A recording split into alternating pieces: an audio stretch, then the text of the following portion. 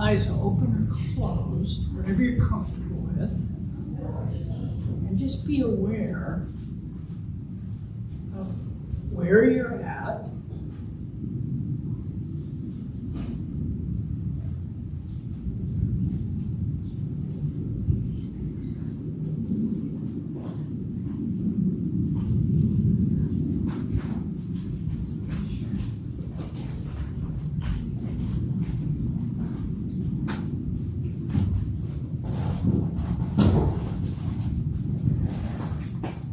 Just be aware of maybe what you're seeing or hearing or feeling. In this form of mindfulness, there's no distractions because we can always be mindful of what we're seeing, hearing, or feeling.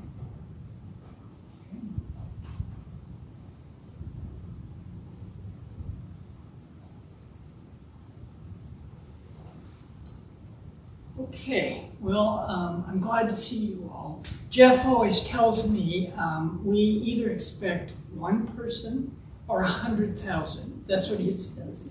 So I'm always pleased if it's somewhere in between, so I'm glad to see all these smiling faces.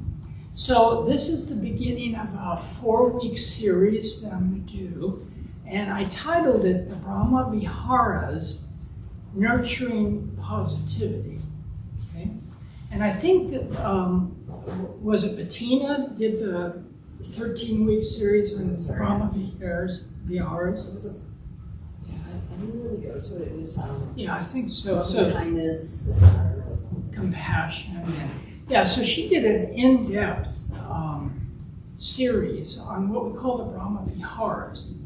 And what I'm going to do in this 4-week series is to highlight the traditional Buddhist practices, but and I'll talk more about it tonight, but to also bring in what science, particularly cognitive science, and modern practice has added to what the Buddha originally taught. So maybe one way to start is to just define, because the title of this series is the Brahma Viharas, Nurturing Positivity for Life. So, and by the way, this is ChatGPT's definition of the Brahma Viharas, which is really right on. It's better than what I would have written. So what are the Brahma Viharas? The Brahma Viharas represent a significant aspect of Buddhist ethical and meditative practice, aiming to foster a compassionate and balanced approach to life. And again, the Buddha taught this 2,600 years ago. The Buddha taught these practices as a way to cultivate wholesome mental states to counter the negative emotions, particularly anger and hatred. Today, the Brahma Viharas are widely practiced in various Buddhist traditions, but they're also practiced in secular models of mindfulness with the addition of the science that we know today that the Buddha didn't have access to. So what I'm going to do in this series is building on this universal applicability of the Brahma Viharas is to really look at the scope of these practices and infuse them with what we would consider more modern practice. And what that will do is open up what has been traditionally the Brahma Viharas, open it up to positivity, cultivating positivity in all aspects of your life. So maybe a place to start is just reviewing what did the Buddha teach? And the Buddha taught there were 4 Brahma Viharas, and the term comes from the Pali, Brahma Vihara. Yeah, I think it's Pali, and it means heavenly abode. And the idea is that as you practice, you incorporate these qualities into your life that they become almost automatic. So it's almost like we're living in these positive states at some point. We have to practice to develop them, but at some point they become almost a default state. And so what are they? Well, the first one is, in Pali, it's called metta, loving kindness. I know when I first started practicing, I didn't like that term. It felt a little too woo-woo and a little mushy, okay? I wanted the warrior zen, Manjushri, okay? The warrior zen, intellectual training, and this heart practice about being loving and kind. It's okay, but I didn't want to practice. So the Thanissaro Bhikkhu is a local Thai forest monk. He's very famous. He's translated half the Pali Canon, I bet. He's an abbot right here in Warner Springs at Metta Forest Monastery. So he's local, and they live as the Thai forest monks. Have always lived for thousands of years. And you can go out on Sunday and be there with the monks and the people. It's really worth checking out. It's called Metta Forest Monastery. Well, why do I bring it up? Because he too didn't like the term loving kindness. That's a Western translation. He thought it was much too soft and didn't capture what this Brahma Vihara, metta, really meant. So what he translates it as is goodwill. And when you think about it, you're willing good to everybody and everything. That's very different than I'm going to feel loving. And he had that insight when he was in Thailand, in the forest monastery, and there were snakes. And he used to say, I can't imagine myself feeling loving towards a poisonous snake that's going to kill me. So, he'd come across a snake and he'd say, you know what, you can hurt me and I can hurt you. Let's be friendly. Let's, have goodwill. So, that's another way to translate this first Brahma Vihara. The second one is compassion. Does anybody want to offer a definition of what compassion is? What do you think? It's hard to define. Anybody have a guess? Yeah, I'll tell you what's that? Kindness, it's kindness towards someone, right? Yeah. And more of a love and kindness, huh? Well, it could be. Yeah. What? Yes. Maybe knowing that we all live in a conditioned nature. Compassion is just understanding that people and the actions that they take. It's just sort of understanding the context of what makes us human and the errors that we make. So it's maybe removing this "you're evil, I'm good," and it's just understanding people making human decisions.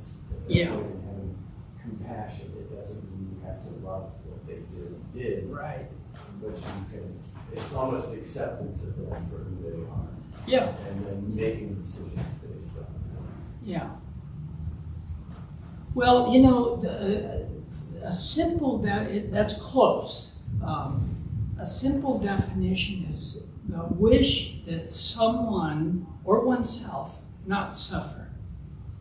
A definition of loving, when we teach compassion training, we use these simple definitions because it's hard to get our heads around. Loving kindness is the wish that someone else or ourselves be happy. Compassion is the wish that other beings not suffer. So that's a simple way to think about it. When you're compassionate, you're not sympathetic, you may not even be fully understanding, but you join with that being and or yourself that you wish that there not be suffering. So that's the second Brahma Vihara, loving kindness, compassion. And then the third is sympathetic joy. So, you're at work and somebody gets a promotion and you know that you deserved it and they didn't. it's normal to feel critical, resentful. You may not even act it out, but you're going to feel it. Sympathetic joy is you really can rejoice in the success and well-being of other beings, other people, and not necessarily your own resistance gets in the way. And the Buddha taught that as a foundational quality of being, a full human being. And then the last one is equanimity. So equanimity, the way the Buddha taught it, was really that it's a balanced mind state to meet the world. The world that is always pulling us in all directions. That equanimity as a Brahma Vihara, where we really live. Remember, it's an abode, heavenly abode. Then we have that equanimity. And I love the statues of the Buddha and Kuan Yin, because usually here we can practice right now. There's no distractions in mindfulness. But if you notice statues, at least the Eastern statues of the Buddha, his eye is, or her eye, Kuan Yin, is closed or slightly open. And I have a Buddha in my garden, and when I meditate in the morning, I look out there, and darkness, cold, heat, wind, the Buddha sits with equanimity. So for me, those statues are a kind of a reminder that we can develop that same skill. And it doesn't mean, equanimity doesn't mean they don't care. Matter of fact, Kuan Yin, right behind me, she hears the cry, that's the symbol, she hears the cry of every suffering being, and she vows, in the Bodhisattva vow, of staying here until every living creature is freed of suffering. So equanimity isn't that we get so chill that we don't care. We deeply care, but we have balance, okay? So, in summary, these four qualities have been taught for 2,600 years as the key, the heavenly abode. Again, loving kindness, compassion, sympathetic joy, and equanimity. Now, I want to add, what I'm going to offer in this series is something additional. Because, obviously, a lot of things have changed in the 2,650 years that the Buddha lived.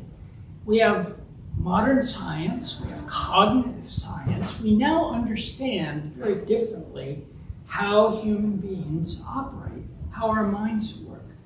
And so more modern forms of mindfulness, particularly the one I teach, which is called unified mindfulness, incorporates those insights from science into how we view human beings and also how we practice. And that's what I want to do tonight in preparation for next week, where we're going to look at loving kindness or goodwill in depth, the whole class. We're going to look at that and try to understand it and then practice it. And then the following week, we will do compassion. I'm going to try to squeeze a compassion training into 1 hour. It's going to be hard because we teach compassion cultivation training, which someday maybe I'll teach here. It's an 8-week course from Stanford that I was trained in. I used to teach it at Sharp Healthcare, but it's 8 weeks. So we're going to do all that in 1 week. 1 hour. Okay. And then the last is one of my favorite practices is gratitude. Gratitude practice has so much research now about how it changes people's lives.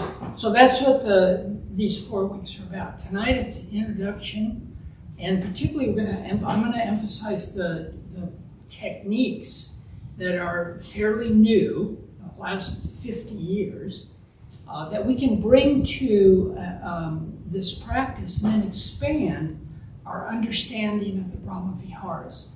So going beyond just loving kindness or compassion or sympathetic joy or equanimity, we can add any positive quality that we want to build into our life. And partly that's true because we have a more full understanding of what it means to be a human than the Buddha did. And so we practice in a very different environment. So a couple of comments on the science. What is informed what we're going to do in the last half hour.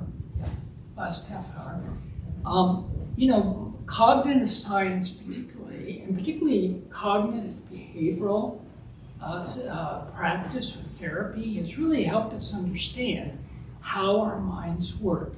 And the latest research on the brain, really makes us look at how we function differently.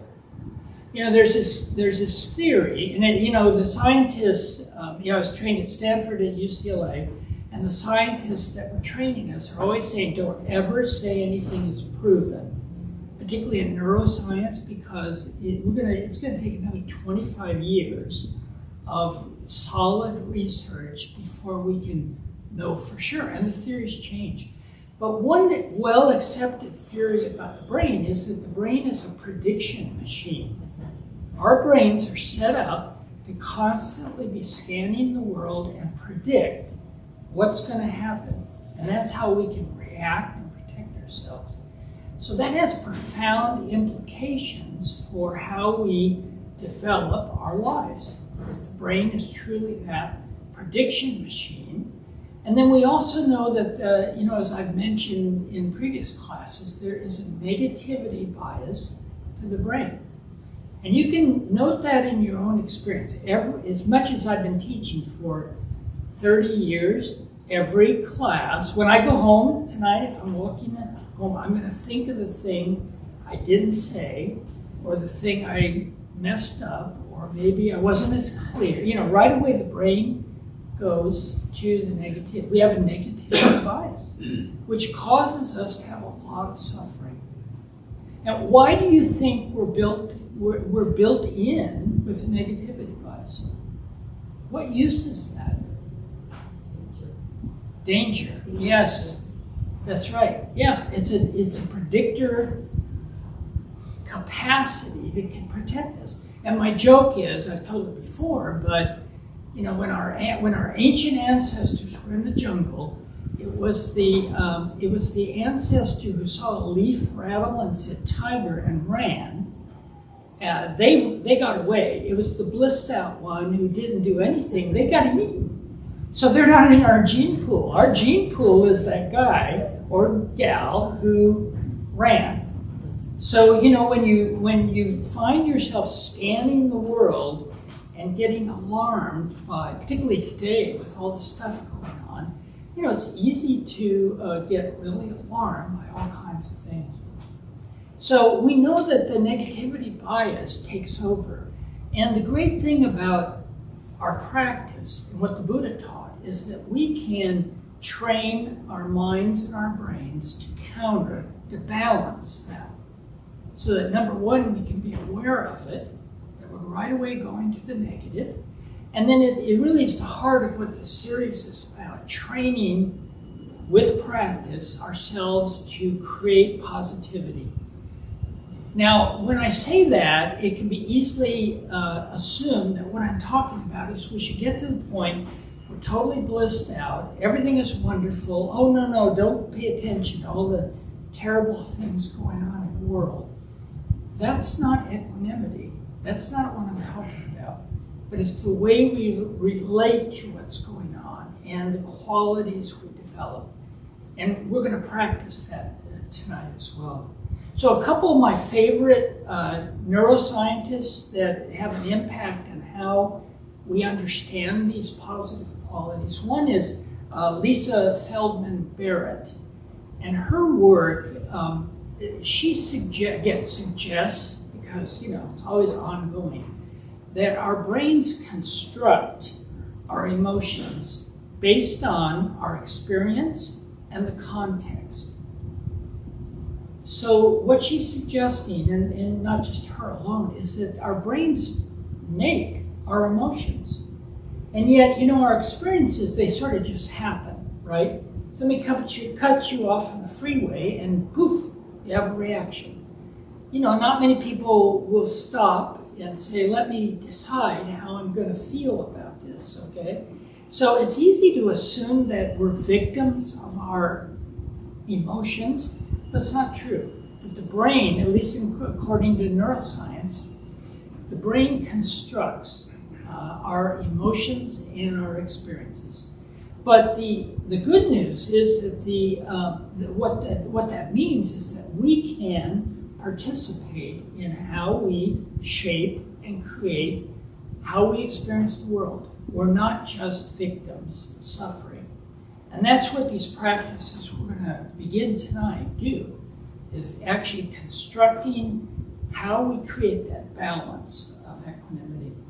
And then the other favorite neuroscientist of mine that we use a lot in compassion training is Barbara Fredrickson. And her idea is what she calls building, well, it's actually called broaden and build theory. And what it means is that positive emotions tune us in to the world and make us aware in ways that nothing else does. And you can test this out for yourself. When are you most alert and aware of what's going on? When you're stressed out, angry, distracted, or when you're calm, peaceful, and at rest? When are you most aware? And I think most of us would say that in terms of being able to choose what to pay attention to, it is those times when we're actually experiencing a positive emotion. So it's another reason that, again, not so that we pretend like everything is wonderful in the world, but we practice these qualities, these heavenly abodes, where we can actually have a default experience of positivity that makes us more connected and tuned in. And one example that I personally practice a lot is the positive quality of awe, A-W-E, awe. And what the research suggests, which I think is really interesting, is that when you experience awe, a couple things happen. One is that you place yourself in the grand scheme of things. Go camping and just stare at that night sky and think about where we're at in this little teeny dot. You're in a universe. You are the universe. But that's true not only in the night sky. It's true when you experience childbirth or love. Those moments of awe that can't be explained, but that in a way grounds you, settles you into where you are in the universe. And the research is really interesting. They do, there's one study, it's quoted in the Greater Good Science Center at Berkeley's work. They've had people in a theater watch an action movie and then come out into the lobby, and there's some pins scattered on the floor, as if somebody dropped them.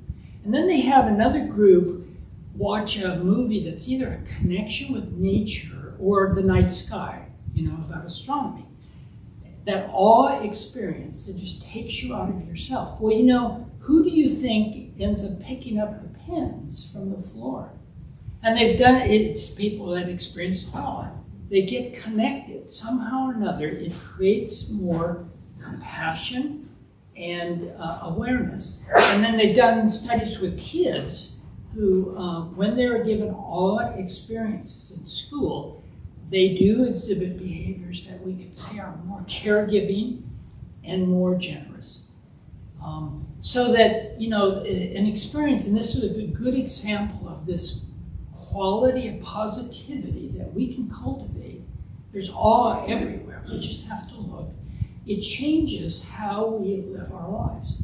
So it's not just the experience. And then lastly, my last example of science as adding to what the Buddha taught us, okay, is, as I've referenced before, if you look at great athletes, Kobe Bryant, LeBron James, these are my basketball heroes. Phil Jackson, the great coach, what do? They all meditate. But Kobe Bryant was really articulate about what he did. He would go to the gym before everybody else. He would sit and meditate. He did a visualization exercise, which we're going to do tonight. And he would over and over and again make that basket in his mind, visualizing it in his, we would say see in his imagination. And he trained his muscle memory partly by that. Then he would go, after meditating, then he would go and make shots. Well, the research suggests that there is more effect, positive effect, from the visualization than there is from even shooting the basket. That's what the research shows. So, what's the implication for us? If we want to become more patient, we need to be patient in the world and practice. But if you do a practice like Kobe Bryant did, that visualization, and we're gonna do it tonight, you can actually become more patient than if you just got chill in traffic. Okay, so that's huge power. So that's some suggestions about why we now look at newer forms of practicing what has always been the Brahma Viharas. And we've been able to now open it up, and which is why we now call it nurturing positivity, not just practicing particular Brahma Viharas. And what we'll do tonight is we did this once before, but at some point I'm going to ask you to think of one quality you want to develop as a human being, become a better or happier human being, and then we're gonna use the techniques that I'm teaching to develop that. Okay. So, any comments or questions or objections about what I just said? I love objections the best because that's how I learn. So, any comments or questions before we practice? Okay, good. So maybe by summary, what we're going to do, I like to think in terms of what, why, and how. I always ask those three questions when I'm teaching. What are we doing? What are we talking about?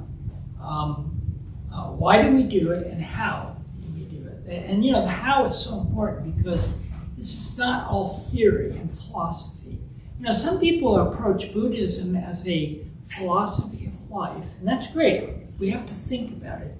But if it doesn't translate, if our practice doesn't become active, just like Kobe Bryant couldn't just sit and visualize. He had to go make baskets.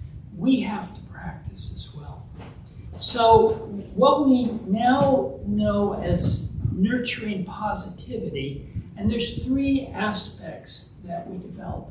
One is cognitive. It's how we think. That is important. How we think is going to determine how we experience the world.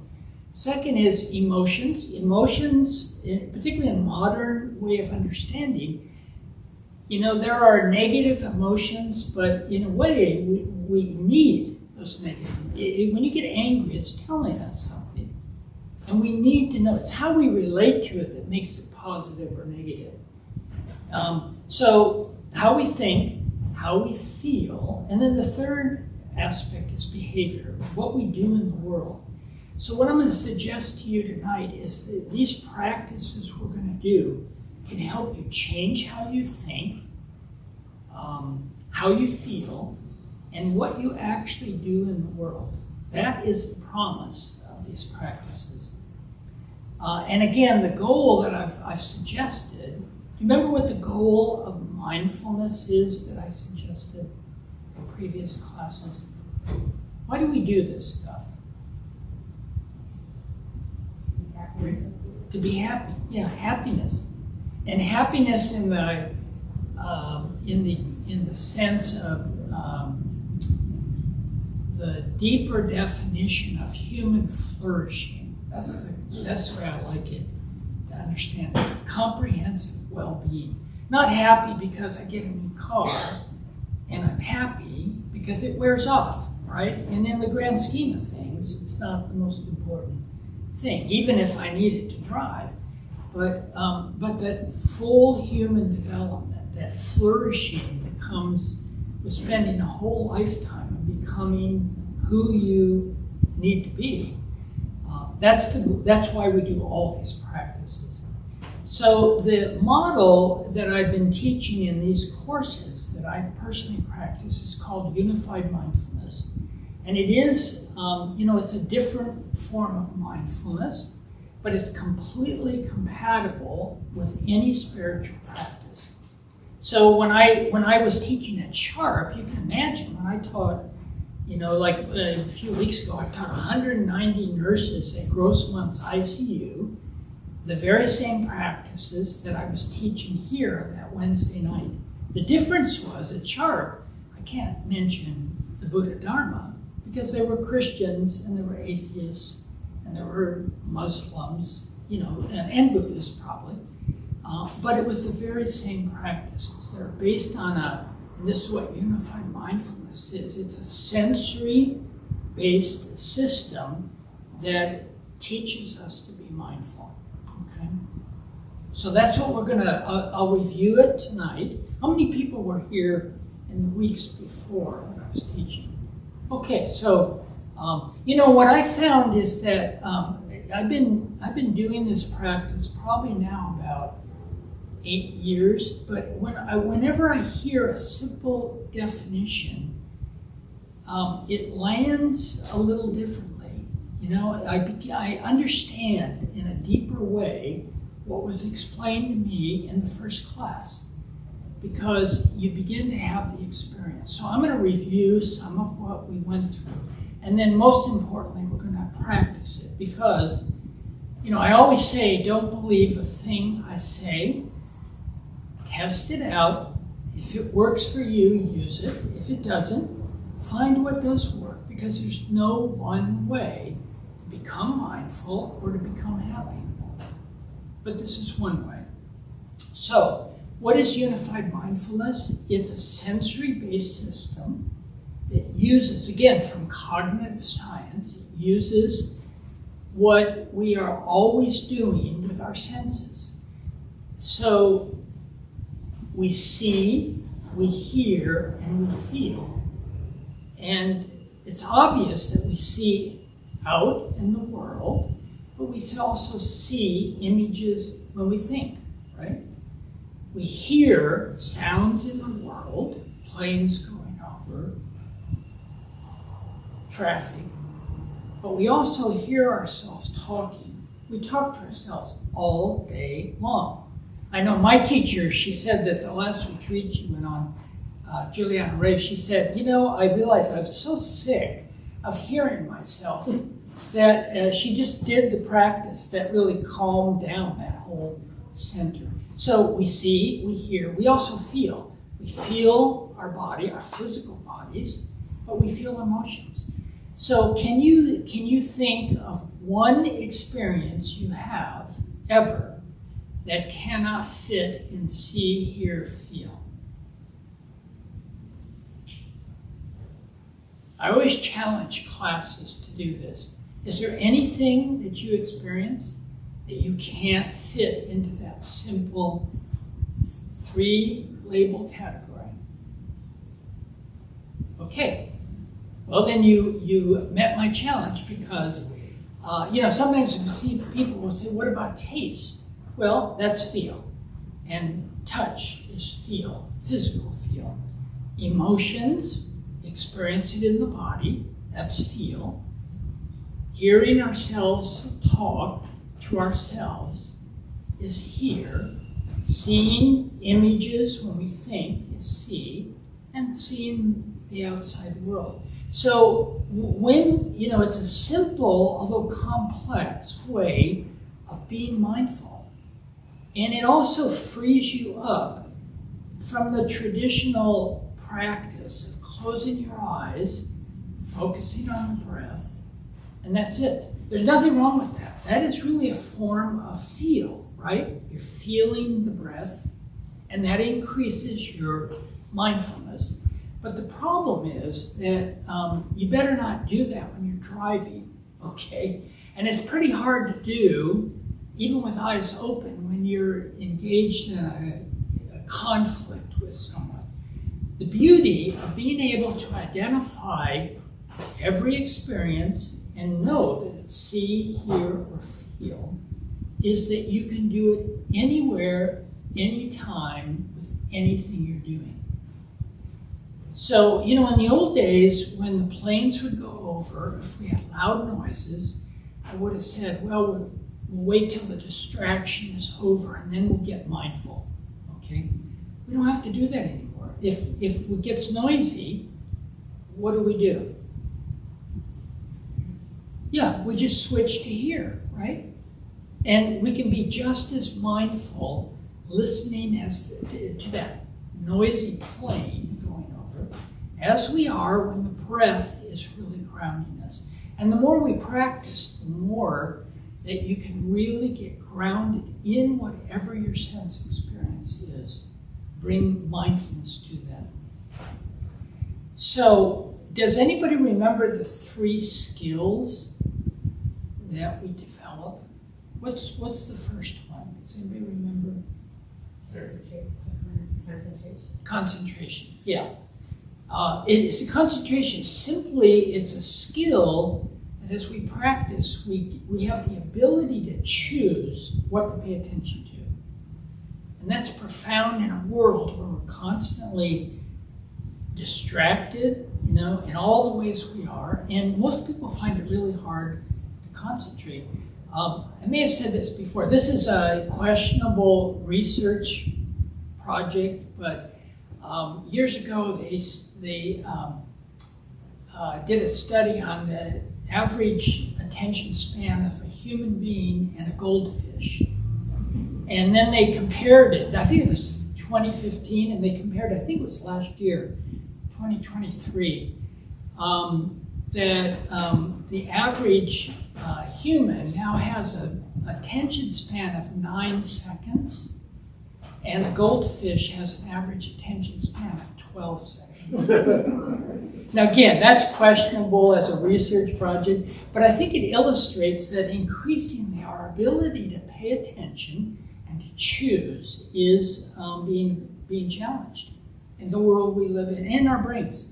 And then what's the second skill? So it's concentration. Clarity, yes. Who said that? Okay, great. Yeah, clarity is, by definition, is the ability to track your experience. You know when you're seeing, you know when you're hearing, and you know when you're feeling. You're aware of it. So if you're looking at the Bodhisattva and really appreciating it, and the plane goes over, you know you're switching your attention. You're not getting distracted. You say, well, I was looking at the Bodhisattva, and then I was hearing the plane. And when you think about it, you're really grounded in reality. You're really being aware. So concentration, clarity, and then the third skill, maybe the most important, equanimity, right?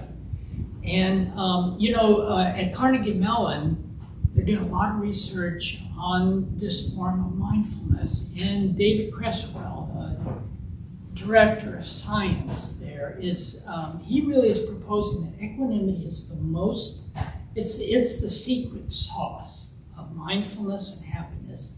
And by definition, from a sensory point of view, it's very simple. We're not pushing away our experience, and we're not hanging on.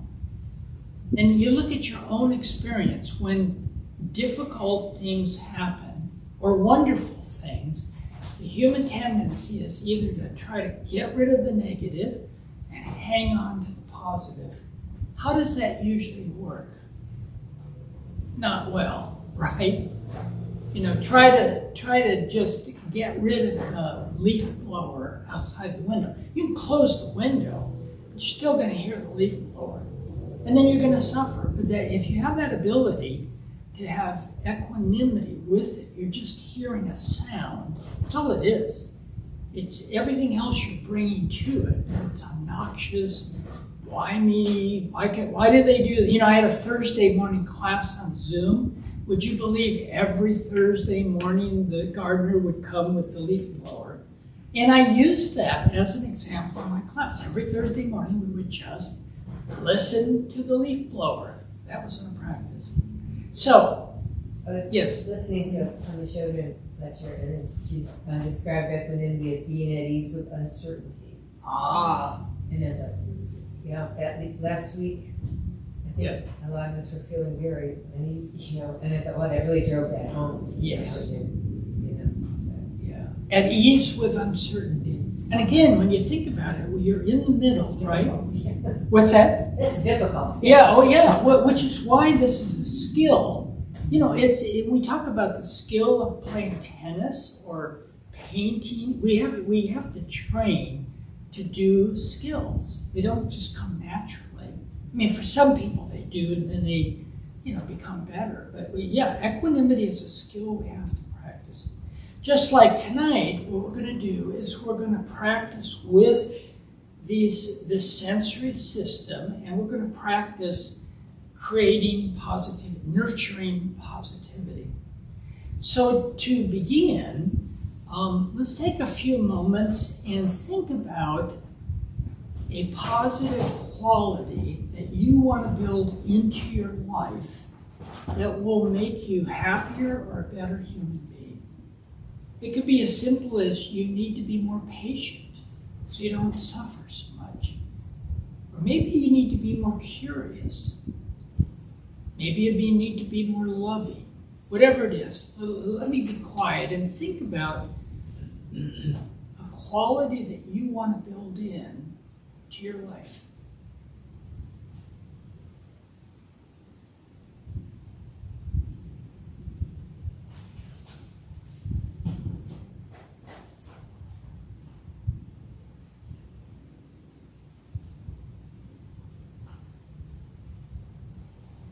You may have several, so interview the candidates, okay? And decide on one. And then maybe ask yourself, why do I want to build this into my life?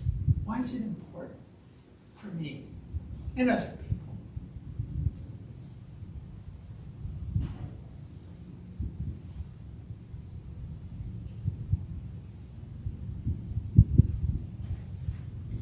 Okay, so let's, did anybody want to share? Did you have a question? Hey, what if it's a quality you want to remove?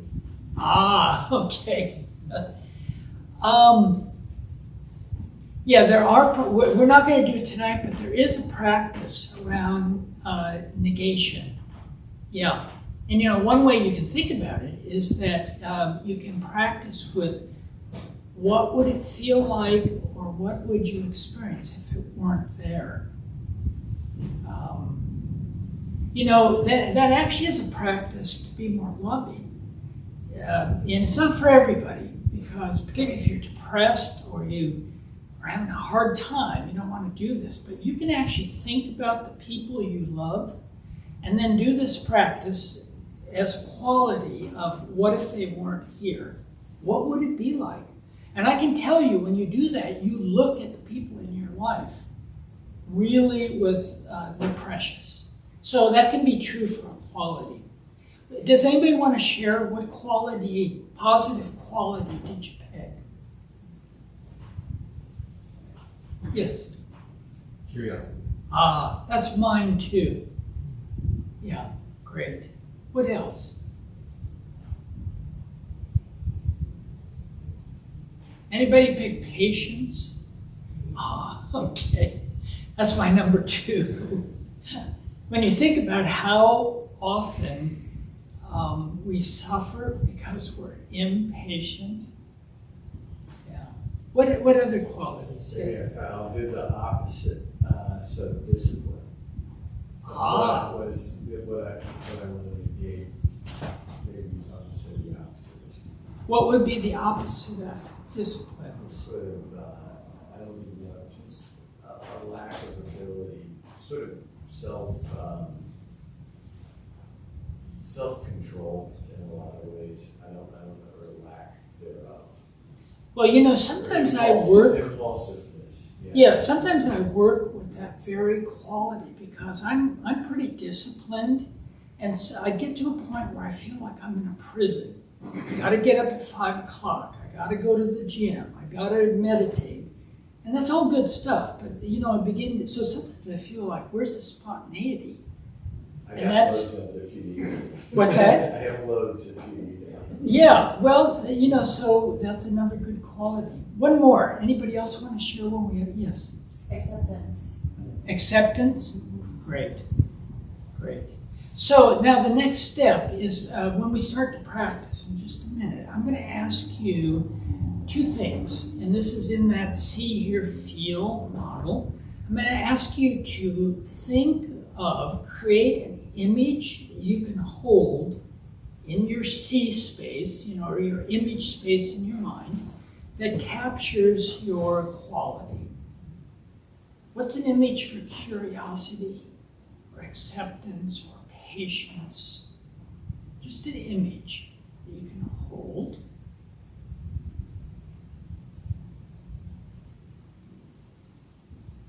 And then the second thing is when we start to practice, we're gonna do a here-in. We're gonna use a word or phrase that connects our experience to that object. Okay? So for me, it could be standing in line. It happened tonight. The person in front of us ordering took forever. And I could feel myself getting a little antsy. I blew it once and got mad at somebody. And it was really embarrassing because she was just taking a long time. And, you know. So the image might be me standing in line, patiently waiting. And the phrase or the word might be patience or chill or peace, whatever it is. The word connects you to the image. And then the third thing we'll be looking for when we do the practice is to notice what emotion comes up or what feeling comes up, because often there are emotions that are attached to these positive qualities. Okay? Does everybody have an image and a word at this point? And when we practice, I don't have a word yet. okay, so if you don't have a word, it's okay, because what can happen is it'll just come up. And it may change as well when we practice. Yes? How do you feel about a phrase? Yeah, phrase is great. And you know, the tradition in, let's say, loving kindness practice is you picture a loved one, and then you say the three phrases: may you be happy, may you be healthy, may you live with peace. They're phrases, right? That's tradition. So phrases are fun. So why don't we go ahead and do it, okay, so we have enough time. So either with eyes open or closed, if you want to assume a posture that allows you to be alert but relaxed, with either eyes open or closed. Sometimes it's easier with eyes closed, but it's fine to have them open, or even half open. And then lengthening the spine, and relaxing the shoulders, relax the jaw, because you want to have a posture that allows you to be alert but relaxed.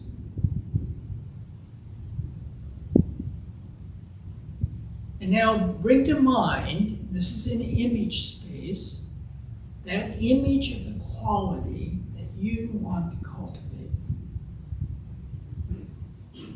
And just bring your attention, your concentration to that image.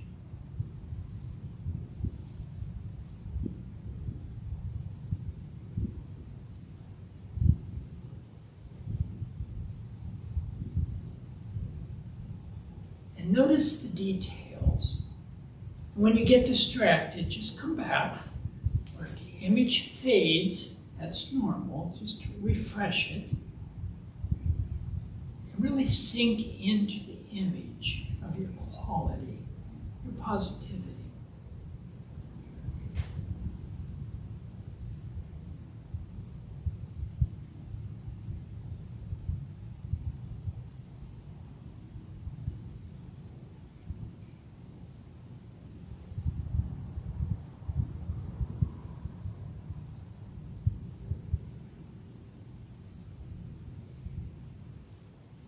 you're ready, you might add the word or phrase. You can hear it in talk space.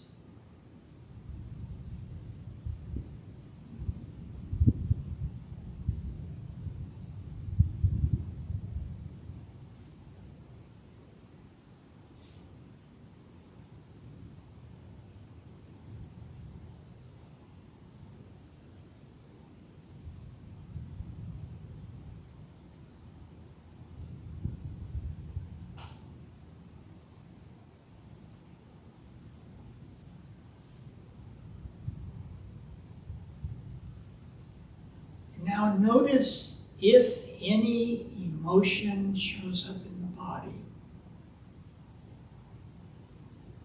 Do you have a feeling of patience or curiosity? If not, it's okay. That's the feel.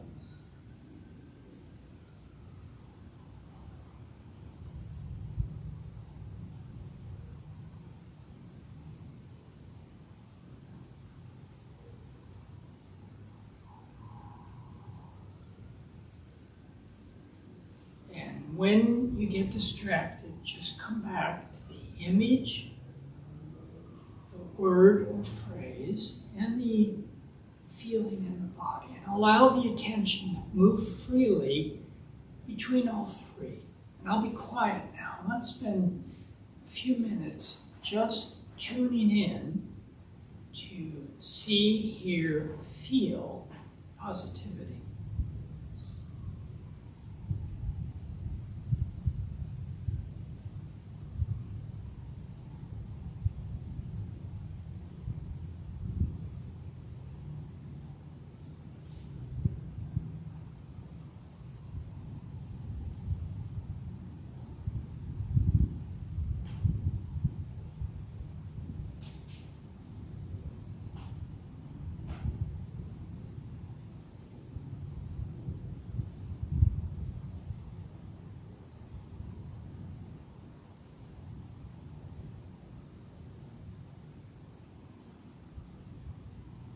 When you get distracted, just come back to what you're seeing, what you're hearing, what you're feeling.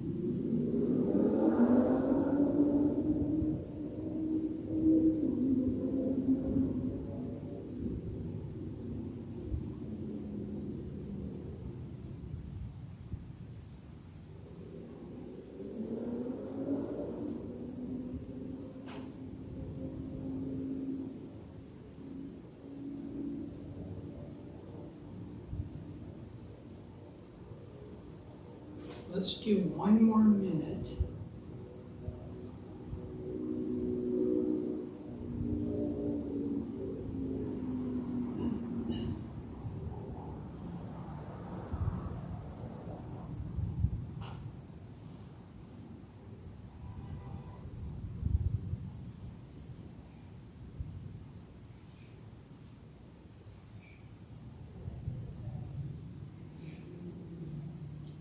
Okay, if your eyes are closed, you might slowly open them. And if they're open, bring your awareness back into the room. A couple deep breaths. So in the few minutes we have left, anybody want to share what you experienced? Yeah, great. This book, the work you just said, when we did it 3 weeks ago or something, like, it wasn't, I couldn't get it as well. But anyway, today I was able to. And I kind of wanted to get that ease with uncertainty. So I pictured a mountain because, the mountain meditation through all the storm, the mountain's always the mountain. And the word that came to me was calm. During all the storm. And I really felt a sense of relief. Did you? Mm-hmm. Yeah. Wow. Yeah.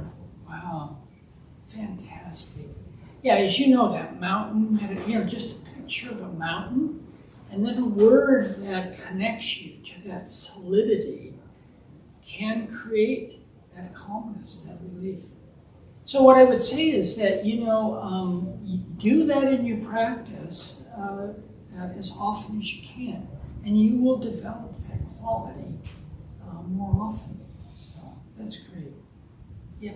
How about others? Anybody want to share? Including if you're distracted. Well, how many people are distracted? Yeah. Okay. Everybody should raise their hand because I'm sure nobody, including me, doesn't get distracted. Anybody else want to share what quality? Yes. So I was having a hard time coming to one specific quality. Yeah. So something I want to work on is boundaries. Boundaries. Okay. Because I want more peace. Mm. And so the picture that I had in my head was actually just in my living room with the chaos that's usually happening around me calm down. So it was just, and the word that came to mind was equanimity, right? Just being okay with what was happening, because if I were setting my boundaries, I would be feeling pushed up against or challenged. And the feeling I felt was peace. You felt it. I felt it. Yeah. So it's a little bit different, but that was just the only thing I could hit on.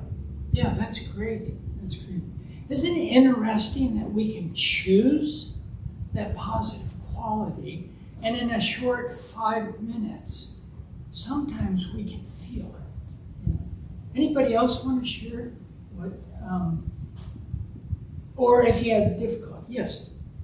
Yeah, I really struggle with visualization. I think I like to bounce between things. And so when I started to lose my original image, the phrase I was using was "tell me more." And I started to let the bouncing happen, but use it. Started imagining saying "tell me more" in a bunch of different situations.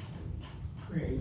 I think that part of it also is sort of like imagining myself in those situations, maybe not just say "tell me more" as I get there.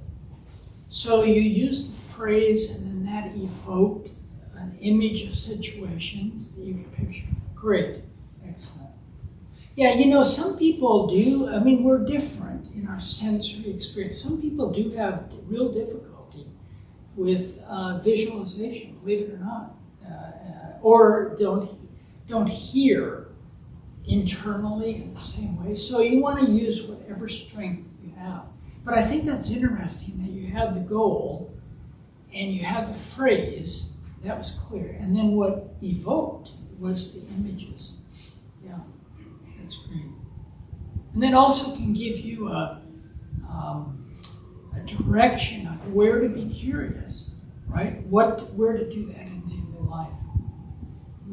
Well, I would love to hear more, but there's nothing worse than a mindfulness teacher going on and on when it's time to stop. So real quick, what I would suggest is this is a heart practice, but it's also training your mindfulness and your mind. If you have a daily sitting practice, you can do a little bit of this and work on boundaries or curiosity or ease this week and see what happens. Because again, the research suggests, and the people like Kobe Bryant tell us, or told us, that this is how we develop those skills.